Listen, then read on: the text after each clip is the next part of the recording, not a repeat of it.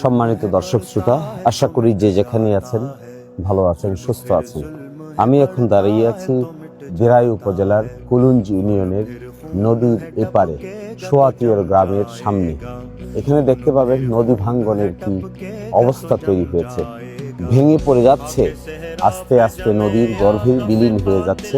কিছুদিন পরে ওই রাস্তাও পড়ে যাবে, তারপরে পড়ে যাবে হলো তার বাড়ির ওপাশে। এই নদী ভাঙ্গন ঠেকানো একটি বড় কাজ। আমি যে কয়েকটা নির্বাচনী প্রতিশ্রুতি দিয়েছি তার মধ্যে এটা একটা, নদী ভাঙ্গন ঠেকানো। একই ধরনের নদী ভাঙ্গন হচ্ছে ফয়জুল্লাহপুরে, একই ধরনের নদী ভাঙ্গন হচ্ছে আরো বেশ কয়েকটা গ্রামে। এই জিনিস যদি ঠেকানো না যায়, দেখুন পার্মানেন্টলি যদি এটাকে ব্লক করা না যায়, তাহলে এই ন্যাচারাল ডিজাস্টার থেকে কেউ রক্ষা পাবে না। যারাই আমরা রাজনীতির সঙ্গে যুক্ত আছি কিংবা নাই, তাদের সকলেই উচিত সম্মিলিতভাবে এই এজেন্ডা নিয়ে সম্মুখ পানে অগ্রসর হওয়া।